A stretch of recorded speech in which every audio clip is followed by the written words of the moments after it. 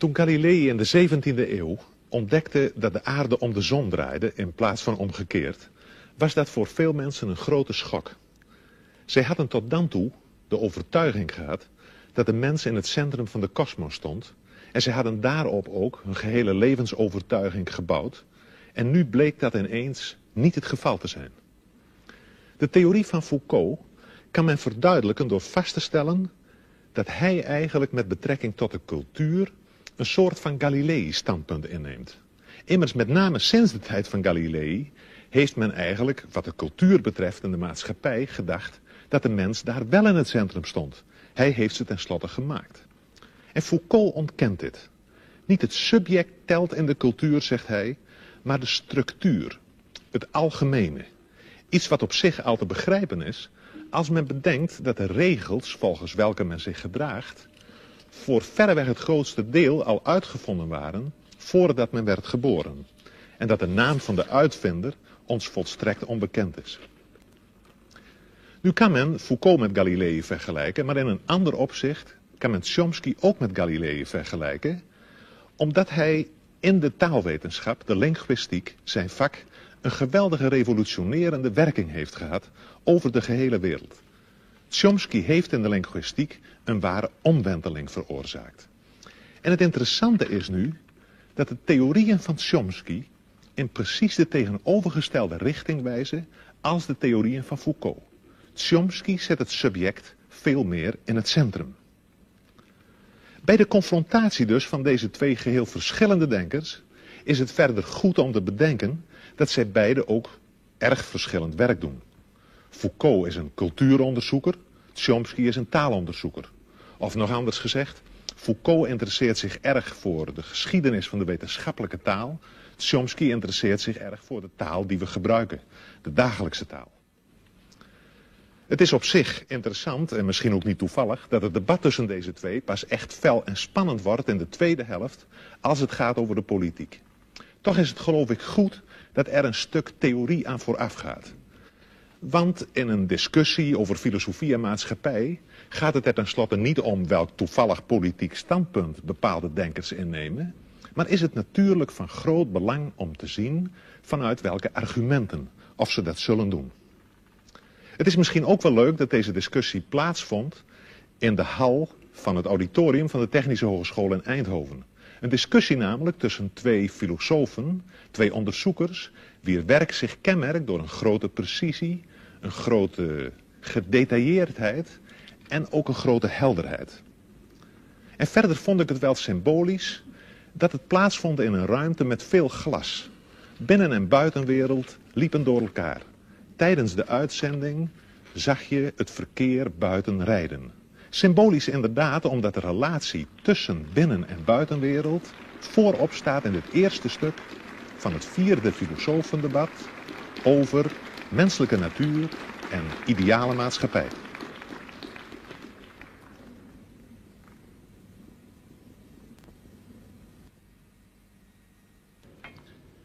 Ladies and gentlemen, welcome at the 4th debate of the International Philosophers Project.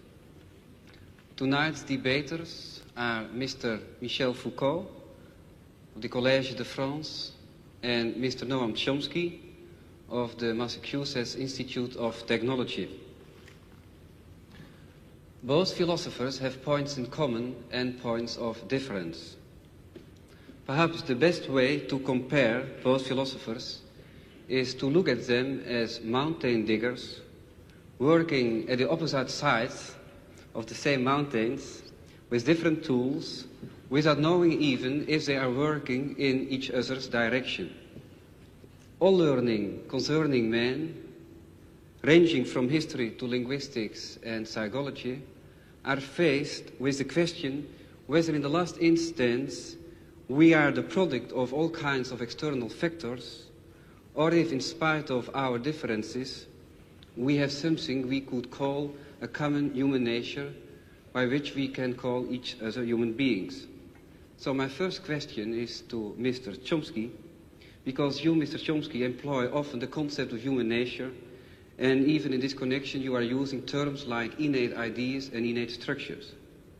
Which arguments can you derive from linguistics in order to give such a central position to this notion of human nature?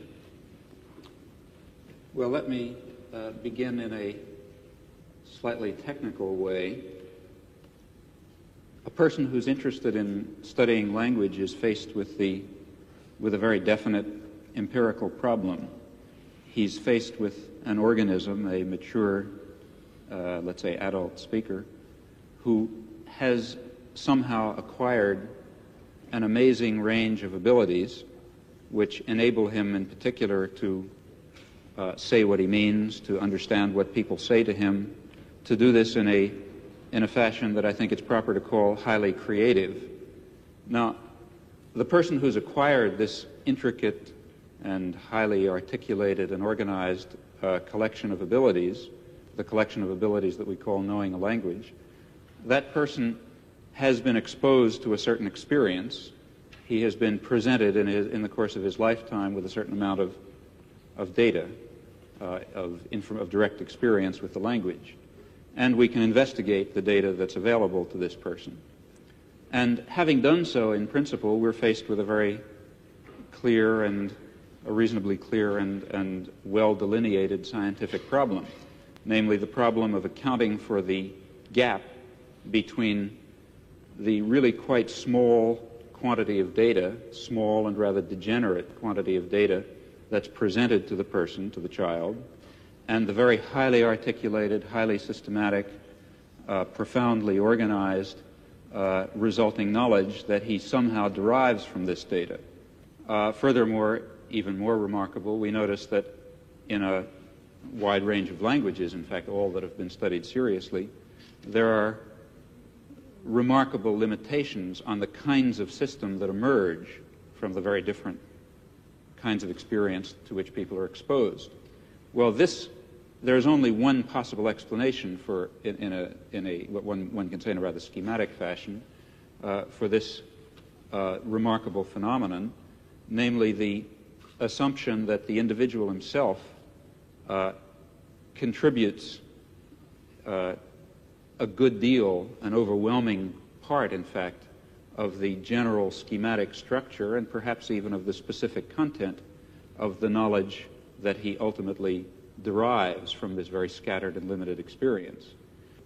That is, to put it rather loosely, the child must begin with the knowledge, certainly not with the knowledge that he's hearing English or Dutch or French or something else, but he does start with the knowledge that he's hearing a human language of a very narrow and explicit type that permits a very small range of variation. And it's because he begins with that highly organized and very restrictive schematism that he's able to make the huge leap from scattered and degenerate data to highly organized knowledge. And I would claim then that this instinctive knowledge, if you like, this schematism that makes it possible to derive complex and intricate knowledge on the basis of very partial data, is one fundamental constituent of human nature. But then I assume that in other domains of human intelligence and other domains of human cognition and even behavior, something of the same sort must be true. Well, the collection of this mass of innate schematisms, innate organizing principles, which guides our social and intellectual and individual behavior, that's what I mean to refer to by the concept of human nature. Well, Mr. Foucault, if I'm thinking at your books like Histoire de la Folie and Les Mots et les Choses, I got the impression that you are working on a completely different level and also just with an opposite aim, opposite goal. If I'm thinking about the word schematism in relation to human nature, then you are just trying to work out that there are in several periods, several schematisms. What do you think about this? Well, if you permit, I will answer in French because my English is so bad that I would be ashamed to answer in English. Là, il est vrai que je me méfie un peu de cette notion de nature humaine. Mais je m'en méfie pour la raison suivante. Je crois que parmi les concepts parmi les notions dont une science peut se servir, il y a évidemment des notions qui sont d'un niveau, qui ont une élaboration, qui est une fonction différente. Par exemple, prenons le cas de la biologie. À l'intérieur, dans le domaine de la biologie, vous avez des concepts qui sont plus ou moins bien établis, comme le concept de réflexe. Bon. Et puis, vous avez d'autres notions qui sont en quelque sorte des notions périphériques. Des notions périphériques qui ne jouent pas un rôle en quelque sorte organisateur à l'intérieur de la science, des concepts qui ne sont pas des instruments d'analyse, des concepts qui ne sont pas descriptifs non plus. Ce sont des notions en quelque sorte qui servent simplement à indiquer des problèmes ou encore qui servent à indiquer des domaines d'objets à étudier. Prenez par exemple, il y a une notion comme ça qui, je crois, été très importante dans l'histoire de la biologie. C'est tout simplement la notion de vie. Bon, au XVIIe ou au XVIIIe siècle, les gens qui étudiaient la nature ne se servaient pas du concept de vie. Ils classaient les êtres naturels, qu'ils soient vivants ou non vivants, dans une espèce de grand tableau ou de grande hiérarchie. La vie était une notion dont ils ne se servaient pas et dont ils n'avaient pas besoin. Et puis, à la fin du XVIIIe siècle, un certain nombre de problèmes se sont posés, comme par exemple les problèmes de l'organisation intérieure de ces êtres dont on avait fait la classification. Ou bien encore, avec les progrès du microscope, le microscope d'Amici, on a vu apparaître tout un tas de phénomènes qui n'avaient pas été jusque-là encore perçus et dont les mécanismes, dont le fonctionnement n'était pas encore clair. Les progrès de la chimie ont fait également apparaître les problèmes concernant les rapports entre les réactions chimiques et les processus physiologiques de l'organisme. Et voilà que tout un domaine d'objets est apparu, domaine d'objets absolument nouveau pour le biologiste, et c'est cela qui a été appelé la vie. Et la vie, c'était une notion qui servait à indiquer le champ des objets et des domaines nouveaux que la science avait à parcourir. Bon, et je dirais, comme ça, en historien des sciences, si vous voulez, que la notion de vie a été un indicateur épistémologique, un index des problèmes à parcourir, et je me demande si on ne pourrait pas dire la même chose de la nature humaine. Foucault vergelijkt dus het begrip menselijke natuur van Chomsky met het begrip leven in de biologie en in de geschiedenis van dat vak.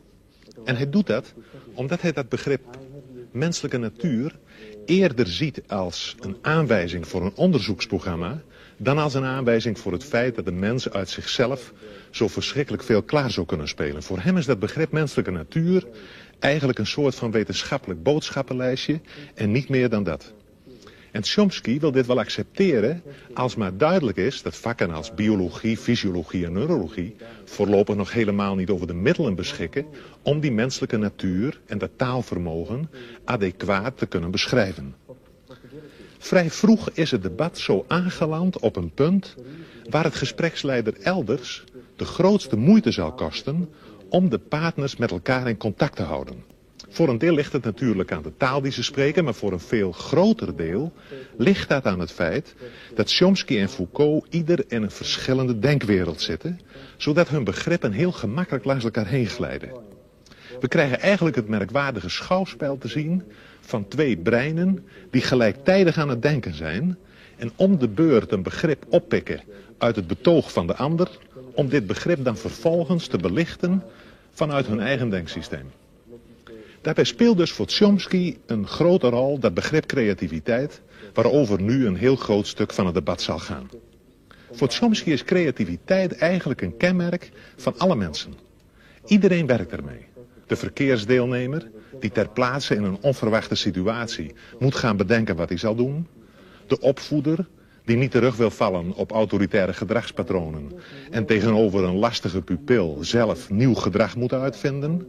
Maar vooral geldt deze creativiteit voor het kind dat een taal leert en dat daarbij merkwaardigerwijze leert om zelf nieuwe taal te produceren, te maken. Foucault staat daar tegenover. Hij vraagt voortdurend de aandacht voor het zogenoemde epistemologische veld waarbinnen de menselijke activiteit plaatsvindt. Dit epistemologische veld, oftewel episteme, wordt in het profiel omschreven als het geheel van niet bewuste regels die de algehele organisatie van onderling gescheiden velden van kennis beheersen. Foucault spreekt ook over tableau, hij noemt het ook systeem van elementen en in het debat valt ook het woord grille, tralie of rooster. We kunnen misschien het best spreken van een netwerk waarbinnen iedereen in een bepaalde cultuur denkt of hij wil of niet. Het zijn eigenlijk regels waaraan het denken van iedereen gehoorzaamt en met behulp waarvan iedereen zoekt naar bepaalde identiteiten, samenhangen enzovoort. En dit netwerk nu is niet de uitvinding van bepaalde individuen. Het bepaalt veel eer de regels van de denken- en doegewoonten, van het denken- en doespel dat we cultuur noemen en waaraan ieder individu eigenlijk onderhorig is. Een dergelijk netwerk is ook geen ding of idee, maar het ligt precies tussen ding en idee in. En de geschiedenis van het denken is dan voor Foucault ook niet de geschiedenis van ideeën, of zelfs zoiets als de ontwikkeling van de geest of iets dergelijks, maar veel eer de afwisseling van discontinue transformaties, van discontinue overgangen van het ene netwerk naar het andere. Dat is dus een heel andere aanzet dan die van Chomsky, bij wie die creativiteit in het centrum staat. En het is duidelijk dat we op dit punt bij Foucault weer diezelfde onttroning van het subject tegenkomen, waarover we in verband met Galilei in het begin reeds gesproken hebben. De filosofie van Foucault is een filosofie waarbij de filosoof zelf eigenlijk voortdurend uit het beeld verdwijnt. Ja, paradoxaal genoeg zou je moeten zeggen, het is eigenlijk een filosofie zonder filosoof. En je moet dit ook nog generaliseren, want de mens is bij Foucault in zekere zin de grote afwezige in zijn eigen cultuur. En het is in dit verband dan ook heel begrijpelijk dat Foucault nogal fel en afwijzend reageert wanneer de gespreksleider belangstelling begint te vertonen voor privéaspecten van zijn bestaan. Wanneer Foucault debatteert, dan gaat het over alles, behalve over Foucault zelf. Dit dus ter introductie op dit volgende, vrij uitvoerige theoretische stuk van het debat, dat eigenlijk maar voortdurend allerlei aspecten van één hoofdvraag behandelt, en wel de vraag: in hoeverre is de mens in staat iets nieuws te ontdekken, en als dat zo is, hoe moeten we het dan begrijpen? Het lijkt mij een erg relevante vraag, zeker als we bedenken dat we nogal wat nieuwe vormen van gedrag, kennis en wetenschap nodig zullen hebben, willen we het er in onze wereld met elkaar levend afbrengen. We nemen nu de draad weer op waar Foucault toelicht waarom hij aan de creativiteit van het individu in de geschiedenis niet zoveel aandacht besteedt. Dans l'histoire traditionnelle des sciences, on accorde en effet le maximum, enfin la tradition veut qu'on accorde le maximum à la créativité des individus. L'histoire des sciences, jusqu'à ces dernières années, consistait essentiellement à montrer en quoi un individu, que ce soit Newton ou que ce soit Mendel, peu importe, avait été effectivement le créateur ou le découvreur plutôt d'une vérité qui était là, inscrite dans les choses et dans le monde, et que personne avant eux n'aurait vu. Le postulat, il y a, je crois, qui dort en quelque sorte sous l'histoire des sciences traditionnelles, c'est ceci, c'est que la vérité est là pour être connue et que pourtant l'esprit de l'homme, par la suite, par l'effet d'un certain nombre d'inhibitions ou d'obstacles, n'est pas parvenu à voir cette vérité.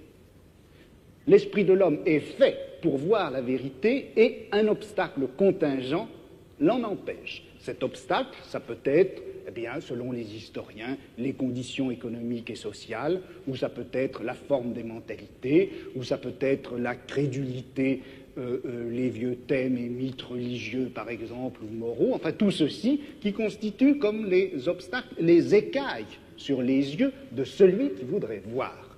Mais en droit, l'esprit est fait pour voir, en droit, l'esprit est fait pour avoir accès à la vérité. Dans cette conception traditionnelle de l'histoire des sciences, d'une part, si vous voulez, on donne toute la créativité à l'individu, qui est en droit possesseur de la vérité, et puis on la lui retire par le système des obstacles qui viennent d'une façon tout à fait contingente l'empêcher de saisir, de formuler, de construire cette vérité à laquelle il a droit en principe.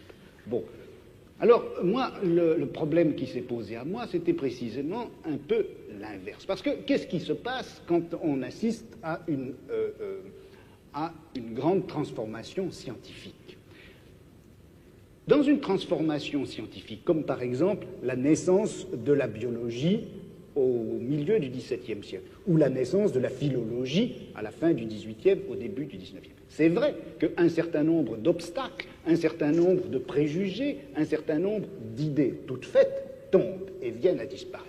Mais ce qui m'a frappé, c'est que une science, au moment où elle naît, non seulement se débarrasse d'un certain nombre d'obstacles et d'obscurités, mais en même temps, elle supprime un certain nombre de savoirs et de connaissances existantes qu'elle occulte, qu'elle cache, comme si elle appliquait une grille nouvelle qui, tout en permettant de faire apparaître des phénomènes jusque-là cachés, cache des connaissances déjà acquises.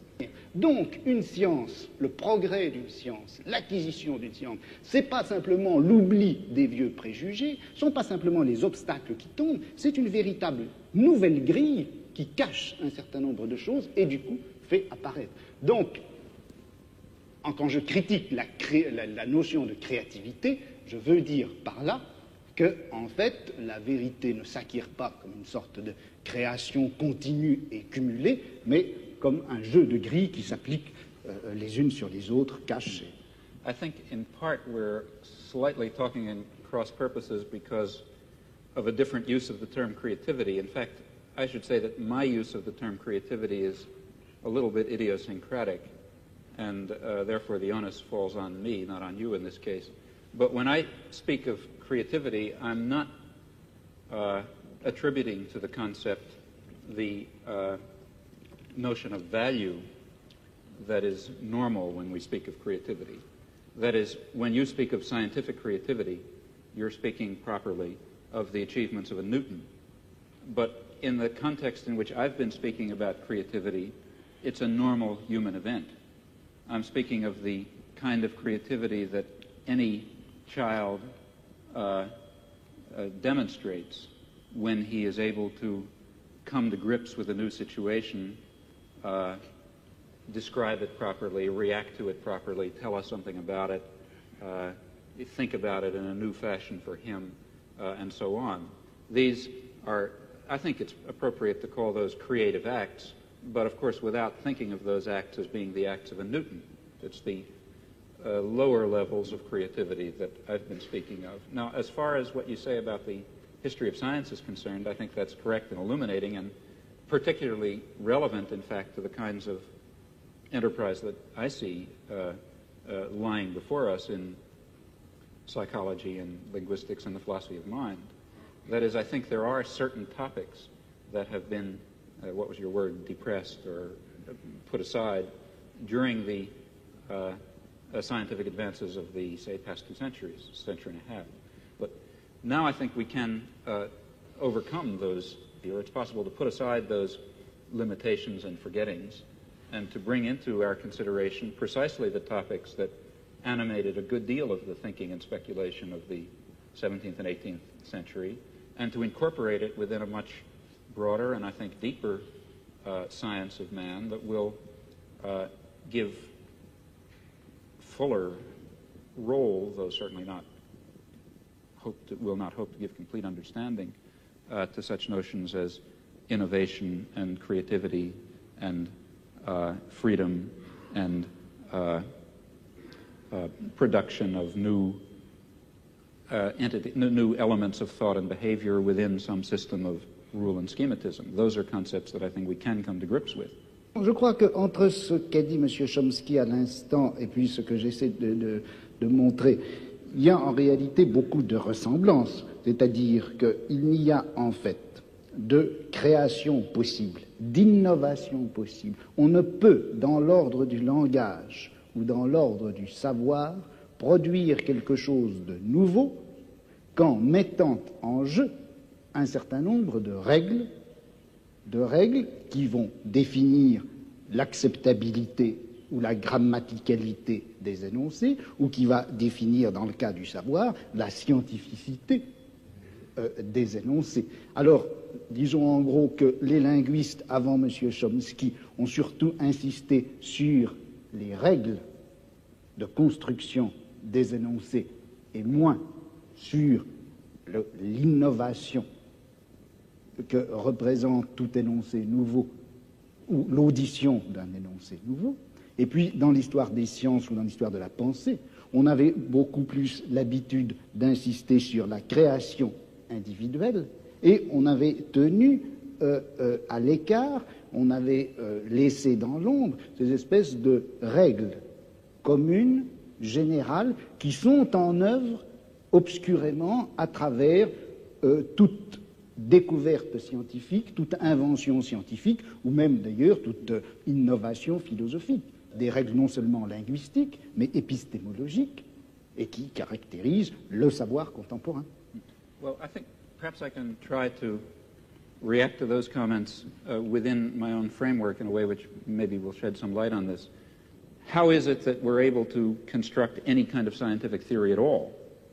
How is it that given a small amount of data, it's possible for various scientists, for various geniuses even over a long period of time, to arrive at some kind of a theory, at least in some cases, that is more or less profound and more or less empirically adequate? This is a remarkable fact. And in fact, if it were not the case that these scientists, including the geniuses, if they didn't have built into their minds somehow, obviously unconscious, specification of what is a possible scientific theory, then this inductive leap would certainly be quite impossible.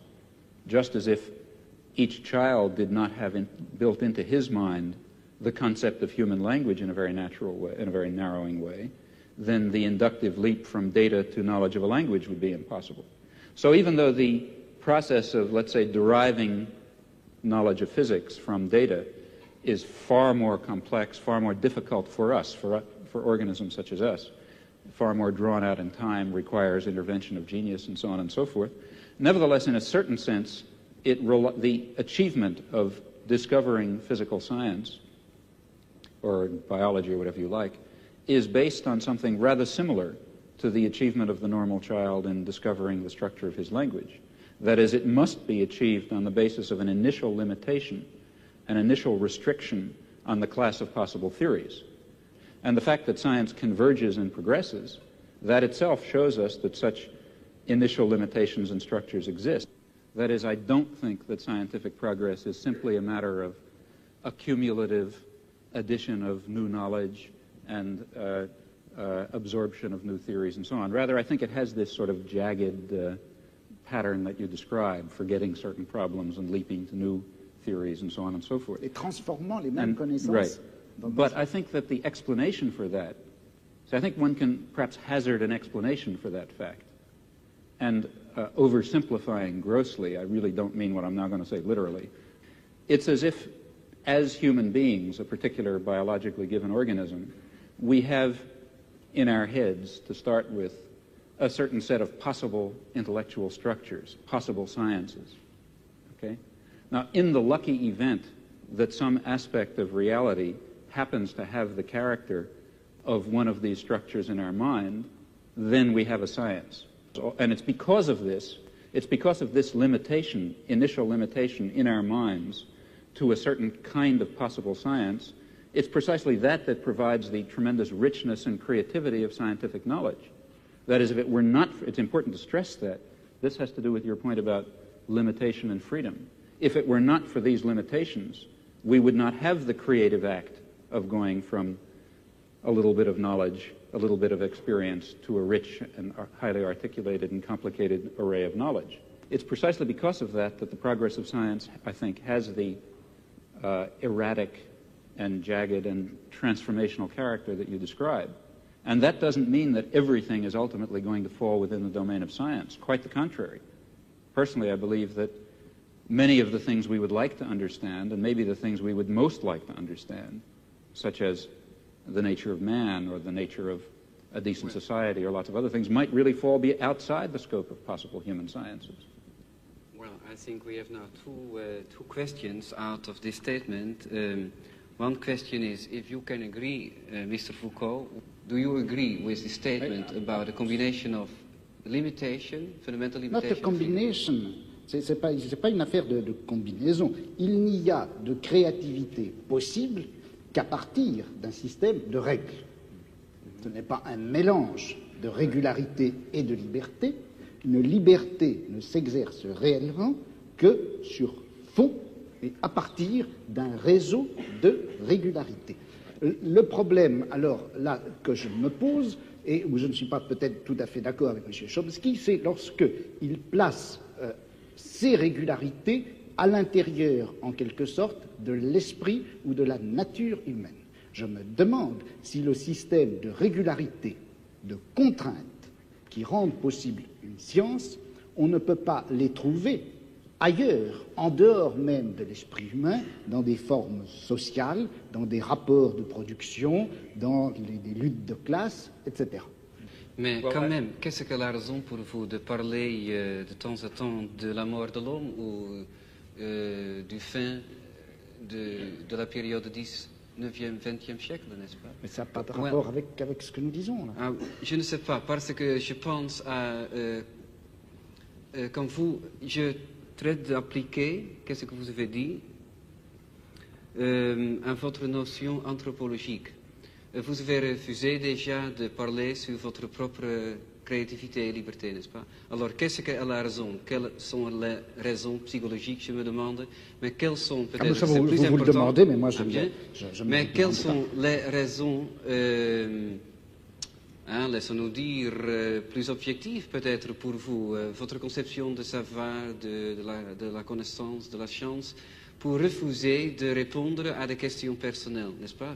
Ça a à faire quelque chose avec votre conception de la société. Alors, quand il y a un problème ici pour vous, qu'est-ce que sont les raisons de faire un problème d'une question personnelle? Non, je ne fais pas du tout un problème d'une question personnelle, je fais d'une question personnelle une absence de problème. C'est-à-dire que dans toute l'histoire traditionnelle de la pensée, des idées et des sciences, on s'est toujours posé le problème de savoir à quel âge Newton avait dû être sevré pour concevoir la gravitation universelle. À quelle époque est-ce que Cuvier avait rencontré sa première maîtresse pour pouvoir finalement découvrir les fossiles, l'anatomie comparée, etc. Ce genre d'analyse, enfin que je caricature, ce genre d'analyse est, je crois, sans intérêt. Il est beaucoup plus intéressant de saisir les transformations d'un savoir en général à l'intérieur à la fois du domaine général des sciences et également de ce domaine en quelque sorte vertical que constitue une société, une culture, une civilisation à un moment donné. Et quand on saisit l'ensemble de la transformation, à ce moment-là, eh bien, on s'aperçoit que les petits événements individuels de la vie du savant n'est pas important. Opnieuw verdwijnt in deze laatste opmerking van Foucault het individuele leven van de geleerde onderzoeker uit het beeld. Maar hoe zit het dan met de verhouding van de mens tot zijn cultuur als het gaat over de politiek en misschien zelfs over de vraag hoe je die cultuur en die maatschappij kunt veranderen? Immers, men kan wel laten zien dat in de geschiedenis van de wetenschap en in de geschiedenis van de cultuur de inbreng van het individu een vrijwel te verwaarlozen rol speelt. De vraag, hoe moet ik handelen, de politieke vraag, blijft desalniettemin recht overeind staan. En het zal na het voorgaande misschien al duidelijk zijn dat die politieke vraag in het perspectief van Foucault heel sterk wordt tot de vraag: in hoeverre kan de mens ontsnappen aan zijn eigen cultuur? Daarbij is het wel van belang om op te merken dat Foucault zich helemaal niet wil distancieren van de politiek. Integendeel, hij zegt ergens, wat zou ik ideologisch verblind moeten zijn om me niet te interesseren voor datgene wat het meest wezenlijke is in het menselijk bestaan. Economische verhoudingen, machtsverhoudingen en noem maar op. Chomsky en Foucault zijn het dus wel eens over het belang van de politieke vraagstelling. Het is misschien ook wel informatief om nog eventjes uitdrukkelijk te zeggen dat Chomsky zijn politieke standpunt betitelt als anarcho-syndicalisme. Hij is van mening dat het noodzakelijk is de verschillende vormen van kapitalisme op te heffen en te doorbreken ten bate van de directe participatie van de arbeider in arbeidersraden enzovoort. Decentralisatie, socialisatie en participatie, het zijn sleutelwoorden in het politiek programma van Chomsky. Chomsky zegt weliswaar dat hij geen noodzakelijk verband ziet tussen zijn wetenschappelijke inzichten en zijn politieke, maar uit de nu volgende openingsset blijkt dat hij regelrecht vanuit zijn wetenschappelijke opvattingen afstevend op de politiek. Zijn politieke en wetenschappelijke inzichten mogen niet logisch uit elkaar voortvloeien, ze lopen wel degelijk parallel. Well, let me begin by referring to something that I've already discussed. That is, if it is correct, as I believe it is, that a fundamental element of human nature is the need for creative work, for creative inquiry, for free creation without the arbitrary limiting effects of coercive institutions, then of course it will follow that a decent society should maximize the possibilities for this fundamental human characteristic to be realized. That means trying to overcome the elements of repression and oppression and destruction and coercion that exist in any existing society, ours for example, as a historical residue. Now, a federated, decentralized system of free associations incorporating economic as well as social institutions would be what I refer to as anarcho-syndicalism, and it seems to me that it is the appropriate form of social organization for an advanced technological society in which human beings do not have to be forced into the position of tools, of cogs in a machine, in which the creative urge, that I think is intrinsic to human nature, will in fact be able to realize itself in whatever way it will. I don't know all the ways in which it will. Je suis dans ma démarche beaucoup moins avancée, je vais beaucoup moins loin que M. Chomsky, c'est-à-dire que j'avoue n'être pas capable de définir, il n'y a plus forte raison de proposer un modèle de fonctionnement social idéal pour notre société scientifique ou technologique. En revanche, une des tâches qui me paraît urgente, immédiate, avant même toute autre chose, c'est celle-ci. On a l'habitude, du moins dans notre société européenne, de considérer que le pouvoir, il est localisé entre les mains du gouvernement et il s'exerce par un certain nombre d'institutions bien particulières qui sont l'administration, en France on appelle ça préfectorale, enfin je ne sais pas comment on dit ailleurs, l'administration, la police, l'armée. On sait que toutes ces institutions-là sont faites pour transmettre les ordres, les faire appliquer et punir les gens qui n'obéissent pas. Mais je crois que le pouvoir politique, il s'exerce encore, il s'exerce en outre, de plus, par l'intermédiaire d'un certain nombre d'institutions qui ont l'air comme ça de n'avoir rien de commun avec le pouvoir politique, qui ont l'air d'en être indépendantes et qui ne le sont pas. On sait bien que l'université, d'une façon générale, tout le système scolaire, qui en apparence est fait simplement pour distribuer le savoir, on sait que cet appareil scolaire est fait pour maintenir au pouvoir une certaine classe sociale et exclure des instruments du pouvoir toute une autre classe sociale.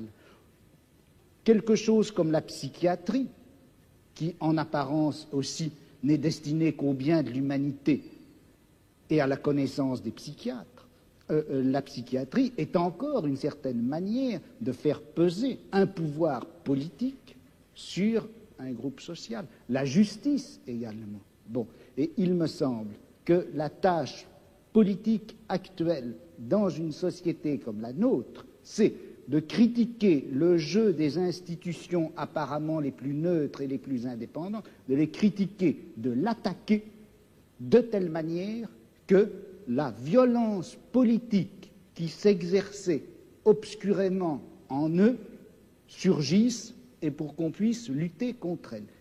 À vouloir tout de suite, enfin si on cherche tout de suite à donner le profil et la formule de la société future, sans avoir bien fait la critique de tous les rapports de violence politique qui s'exercent dans notre société, on risque de les laisser se reconstituer, même à travers des formes aussi nobles, apparemment aussi pures que celles du syndicalisme anarchiste. Yes, I would certainly agree with that, not only in theory but also in action. That is, there are two intellectual tasks. One, and the one which I was discussing, to try to create the vision of a future just society. Another task is to understand very clearly the nature of power and oppression and terror and destruction in our own society. And that certainly includes the institutions you mentioned, as well as the central institutions of any industrial society, namely the economic, commercial, and financial institutions, in particular, in the coming period, the great multinational corporations, which are not very far from us physically tonight. Those are the basic institutions of oppression and coercion and autocratic rule that appear to be neutral. After all, they say, well, we're subject to the democracy of the marketplace. Still, I think it would be a great shame to lose or to put aside entirely the somewhat more abstract and philosophical, if you like, task of trying to draw the connections between a concept of human nature that gives full scope to freedom and dignity and creativity and other fundamental human characteristics, and relates that to some notion of social structure in which those properties could be realized, in which meaningful human life could take place. And in fact, if we are thinking of social transformation or social revolution, though it would be absurd, of course, to try to draw out in detail the point that we're hoping to reach, still we should know something about where we think we're going. And such a theory may tell it to us. Oui, mais alors là, est-ce qu'il n'y a pas un danger? Si on dit qu'il existe une certaine nature humaine, que cette nature humaine n'a pas reçu dans la société actuelle les droits et les possibilités qui lui permettraient de se réaliser. C'est bien ce que vous avez dit, je crois. Et si on admet cela, est-ce qu'on ne risque pas de définir cette nature humaine à la fois idéale et réelle, cette nature humaine cachée et réprimée jusqu'à présent, est-ce qu'on ne risque pas de la définir dans des termes que nous empruntons à notre société, à notre civilisation, à notre culture? Je vais prendre un exemple qui est un peu caricatural, mais le marxisme d'une certaine époque, à la fin du XIXe, au début du XXe siècle, le marxisme admettait en effet que dans la société capitaliste, l'homme ne recevait pas toutes ses possibilités de développement et de réalisation, que la nature humaine était effectivement aliénée dans le système capitaliste. Et le marxisme rêvait d'une nature humaine enfin libérée. Or, cette nature humaine, quel modèle utilisait-il le marxisme de cette époque-là, du XIXe, du début du XXe siècle, quel modèle utilisait-il pour la concevoir, pour la rêver? C'était en réalité le modèle bourgeois. Le marxisme a considéré qu'une société heureuse, c'était une société qui faisait place, par exemple, à une sexualité de type bourgeois, à une famille de type bourgeois, à une esthétique de type bourgeois. Et c'est d'ailleurs tellement vrai que c'est comme ça que ça s'est passé en Union soviétique, où sous prétexte de réaliser une société où l'homme réaliserait enfin sa nature, on a reconstitué une espèce de société à la fois réelle et utopique qui est transposée de la société bourgeoise du XIXe siècle. De sorte que, est-ce que la notion de nature humaine, vous-même, en commençant, vous reconnaissiez, je crois qu'on ne savait pas très bien ce que c'était que cette nature humaine. Alors, est-ce qu'il ne risque pas de nous induire en erreur? Vous savez que Mao Tse-tung parlait de nature humaine bourgeoise et de nature humaine prolétarienne, et il considère que ce n'est pas la même chose. Well, you see, I think that in the intellectual domain of political action, that is, the domain of trying to construct a vision of a just and free society on the basis of some notion of human nature, in that domain we face the very same problem that we face in immediate political action. For example, to be quite concrete, a lot of my own activity really has to do with the Vietnam War, and a good deal of my own energy goes into civil disobedience. Well, civil disobedience in the United States is an action undertaken in the face of considerable uncertainties about its effects. For example, it threatens the social order in ways which, let's say, one might argue, bring on fascism. That would be very bad for America, for Vietnam, for Holland, and for everyone else. So there's a danger, that is one danger in undertaking this concrete act. On the other hand, there's a great danger in not undertaking it. Namely, if you don't undertake it, the society of Indochina will be torn to shreds by American power. And in the face of those uncertainties, one has to choose a course of action. Well, similarly, in the intellectual domain, one is faced with the uncertainties that you correctly pose. Our concept of human nature is certainly limited, partial, socially conditioned, constrained by our own character defects and the limitations of the intellectual culture in which we exist.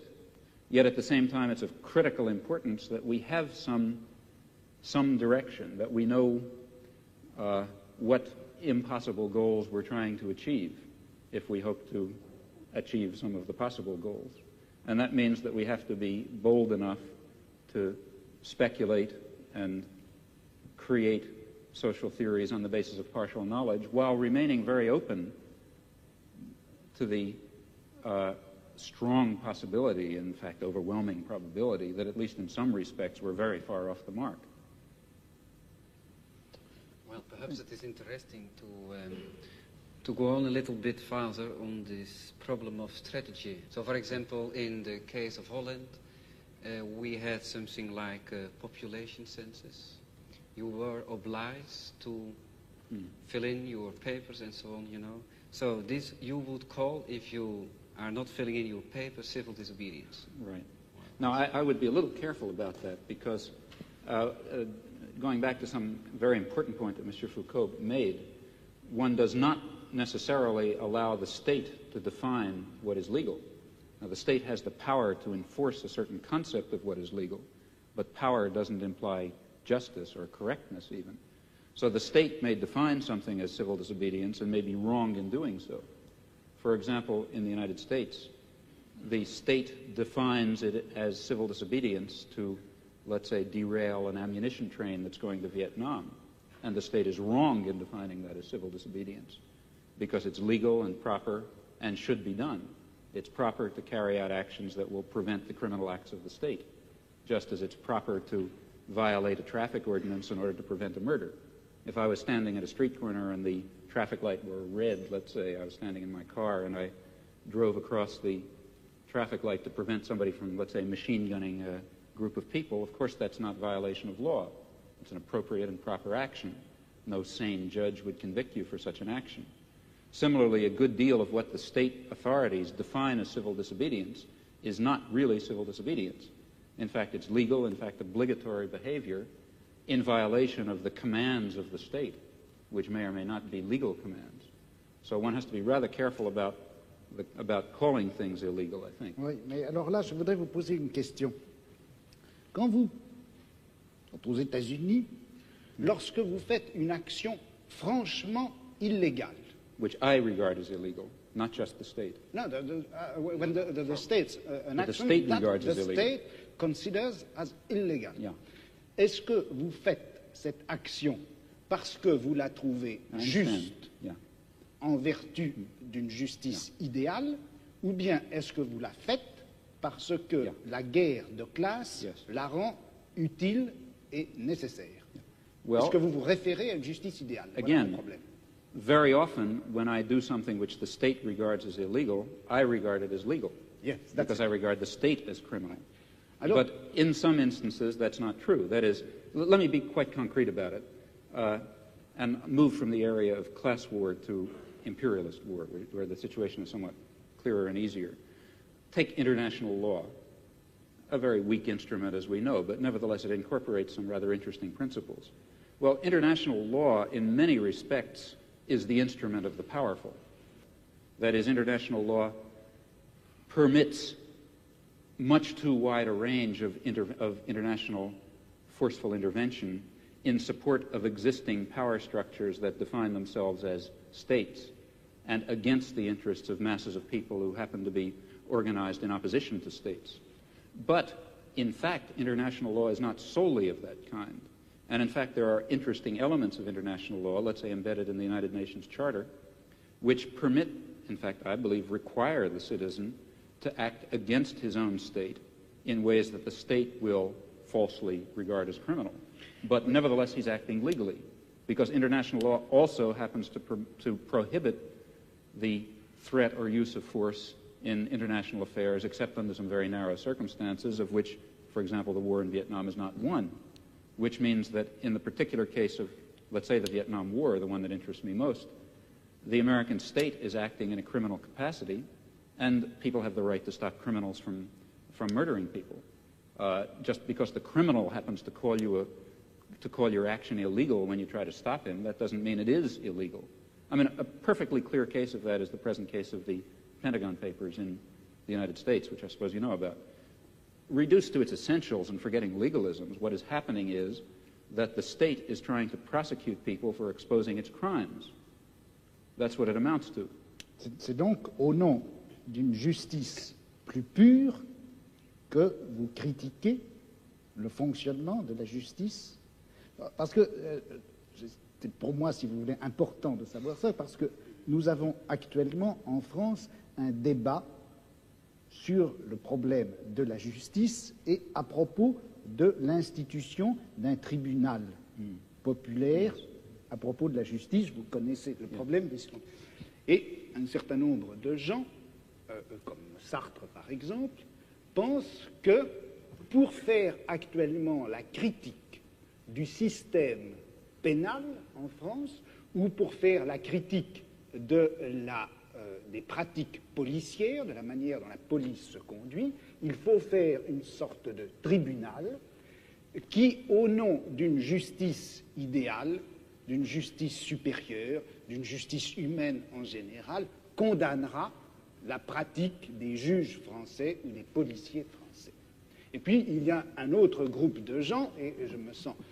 Enfin, je travaille avec ces gens-là, qui disent non, il ne faut pas faire cela parce que quand vous vous référez à la justice idéale que le tribunal serait censé appliquer, vous vous référez en fait à un certain nombre d'idées de justice qui ont été formées à notre époque par un certain groupe d'individus qui sont eux-mêmes, malgré tout, d'une façon directe ou indirecte, les produits de la société dans laquelle nous nous trouvons.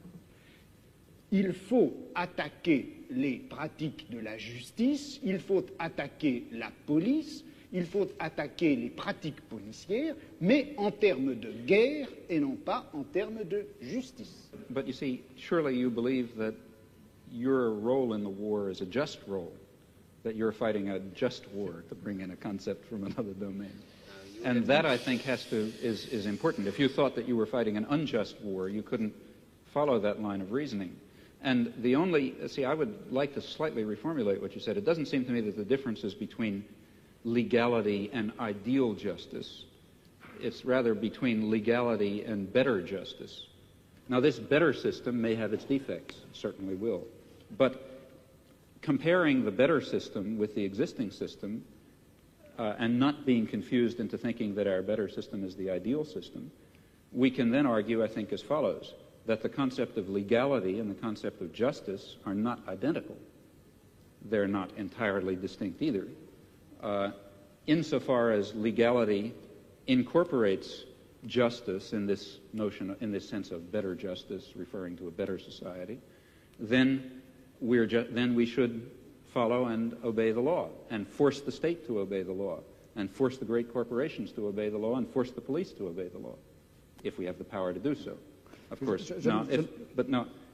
just final, if in those areas where the legal system happens to represent not better justice, but rather the techniques of oppression that have been codified in a particular autocratic system, well, then a reasonable human being should disregard and oppose them, at least in principle.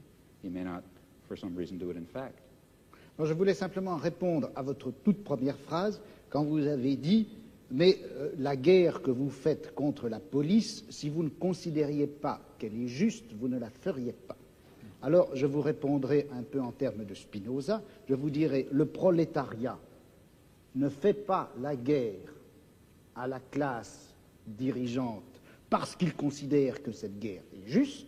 Le prolétariat fait la guerre à la classe dirigeante parce qu'il veut, pour la première fois dans l'histoire, prendre le pouvoir.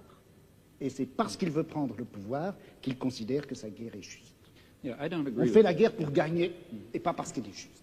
I don't personally agree with that. For example, if I could convince myself that attainment of power by the proletariat would lead to a terroristic police state in which freedom and dignity and decent human relations would be destroyed, then I wouldn't want the proletariat to take power. In fact, the only reason for wanting any such thing, I believe, is because one thinks, rightly or wrongly, that some fundamental human values will be achieved by that transfer of power. Alors, je vous répondrai ceci. Quand le prolétariat prendra le pouvoir, il se peut bien que le prolétariat exerce à l'égard des classes dont il vient de triompher, il exerce un pouvoir violent, dictatorial et même sanglant. Je ne vois pas quelle objection on peut faire à cela. Maintenant, vous me direz, et si le prolétariat exerce ce pouvoir sanglant, tyrannique et injuste à l'égard de lui-même, le prolétariat? Alors je vous répondrai, ça ne peut se produire que si le prolétariat n'a pas réellement pris le pouvoir, mais c'est qu'une classe extérieure au prolétariat, ou un groupe de gens intérieurs au prolétariat, une bureaucratie ou les restes de la petite bourgeoisie, etc., s'est emparé du pouvoir. Well, I'm not at all satisfied with that theory of revolution for a lot of reasons, historical and other. But even if one were to accept it for the sake of argument, still that theory is maintaining that it is proper for the proletariat to take power and exercise it in a violent and bloody and unjust fashion because it is claimed, in my opinion falsely, that will lead to a more just society in which the state will wither away, in which the proletariat will be a universal class, and so on and so forth. If it weren't for that further justification, the concept of a dictatorship of the proletariat, violent and bloody, would certainly be unjust. At least I, for example, am not a committed pacifist. That is, I would not hold that it is under all imaginable circumstances wrong to use violence, even though use of violence is in some sense unjust. I believe that one has to estimate relative injustices. But the use of violence and the creation of some degree of injustice can only itself be justified on the basis of the claim and the assessment, which always ought to be undertaken very, very seriously and with a good deal of skepticism, that this violence is being exercised because a more just result is going to be achieved. If it does not have that grounding, it really is totally immoral, in my opinion. Je ne pense pas que l'idéal de la guerre de classe, enfin le but que se propose le prolétariat en menant la guerre de classe, je ne crois pas qu'on puisse dire, enfin qu'il soit suffisant de dire que c'est une plus grande justice. Ce que le prolétariat veut faire en chassant la classe actuellement au pouvoir et en prenant pour lui le pouvoir, c'est la suppression, précisément, d'un pouvoir de classe en général. Okay. Car le prolétariat... That's the further justification. Hein? That is the further justification. Ça c'est la justification, mais pas en termes de justice, en termes de pouvoir. But it is in terms of justice. It's because the end that will be achieved, it is claimed, is a just end. If no Leninist or whatever you like would dare to say we have a right to take power, let's say we, the proletariat, and then throw everyone else into crematoria, let's say. I mean, if that were the consequence of the proletariat taking power, of course it would not be appropriate.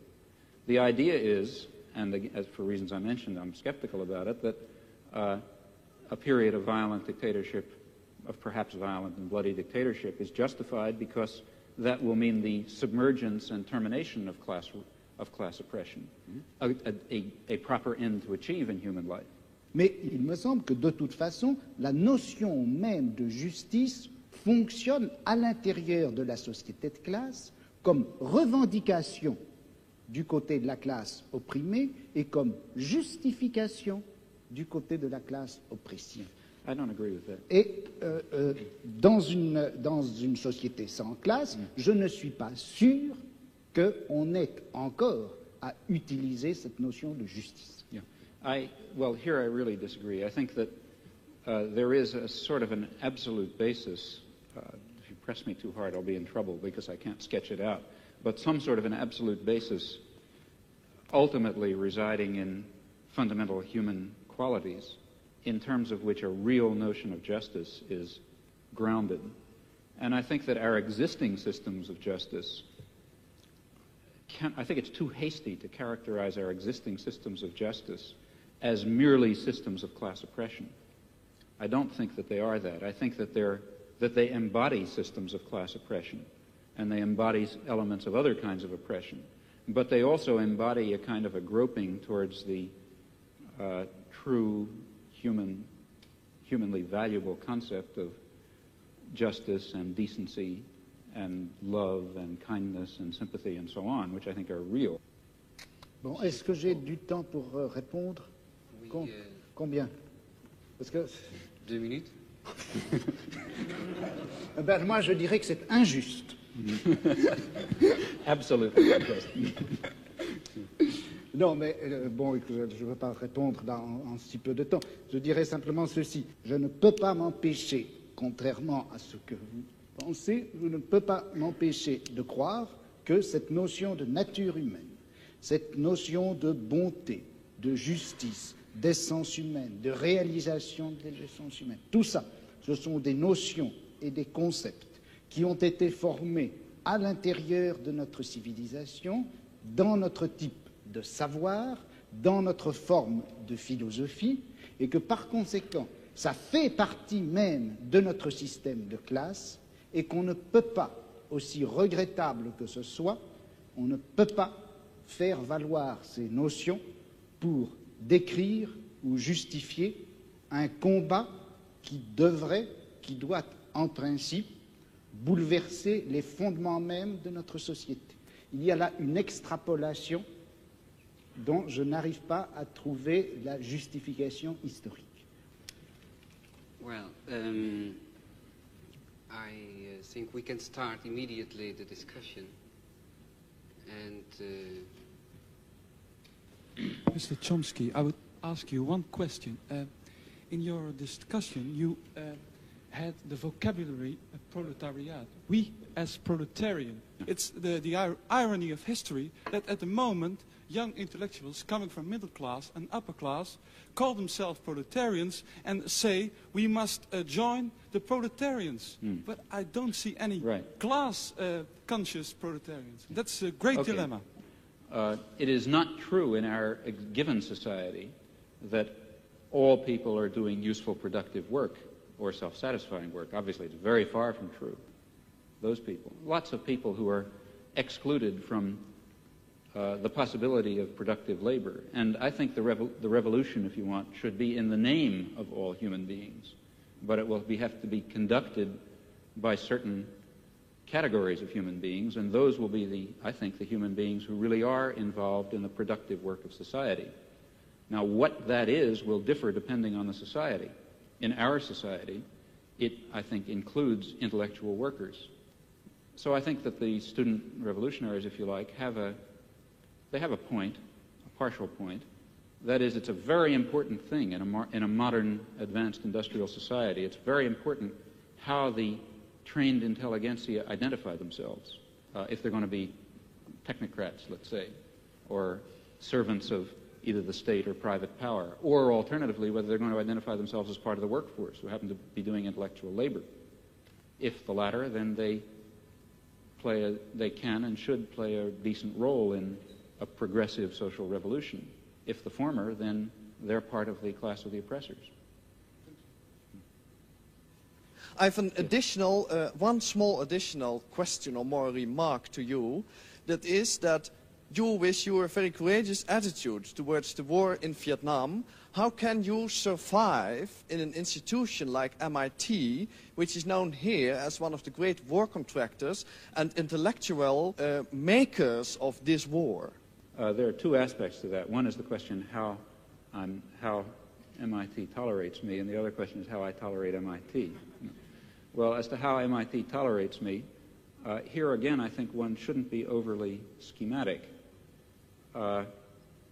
It's true that MIT is a major institution of war research, but it's also true that it embodies very important libertarian values, which are, I think, quite deeply embedded in American society, fortunately for the world.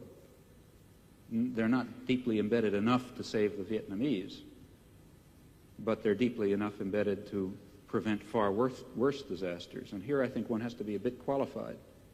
That is, there is imperial terror and aggression, there is exploitation, there is racism, lots of things like that. But there's also a real concern coexisting with it for individual rights of a sort which, for example, are embodied in the Bill of Rights, which is by no means simply an expression of class oppression. It is also an expression of the necessity to defend the individual against state power. Now, these things coexist, you know. It's not that simple. It's not just all bad or all good. And it's because it's the particular balance in which they coexist that makes it, that makes an institute that produces weapons of war be willing to tolerate, in fact, you know, in many ways even encouraged, to be quite honest, a person who's involved in civil disobedience against the war. Now, as to how I tolerate MIT, that raises another question. There are people who argue, and I've never understood the logic of this, that a radical ought to dissociate himself from all oppressive institutions. That is, the logic of that argument is that Karl Marx shouldn't have studied in the British Museum, which, if anything, was the symbol of, you know, the most vicious imperialism in the world, the place where all the treasures of empire were gathered, you know, the rape of the colonies was all poured in there, and so on and so forth. But I think Karl Marx was quite right in studying in the British Museum. He was right in using the resources and, in fact, the liberal values of the civilization that he was trying to overcome against it. And I think the same applies in this case. But aren't you afraid that your presence at MIT gives them a clean conscience?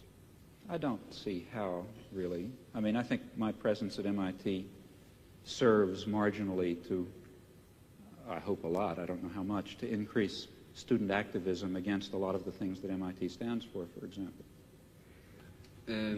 Ladies and gentlemen, I think this has to be the end of the debate. Mr. Chomsky, Mr. Foucault, I thank you very much for your far-going discussion, both the technical theoretical way as the political way. I thank you very much both at the part of the audience here and at home.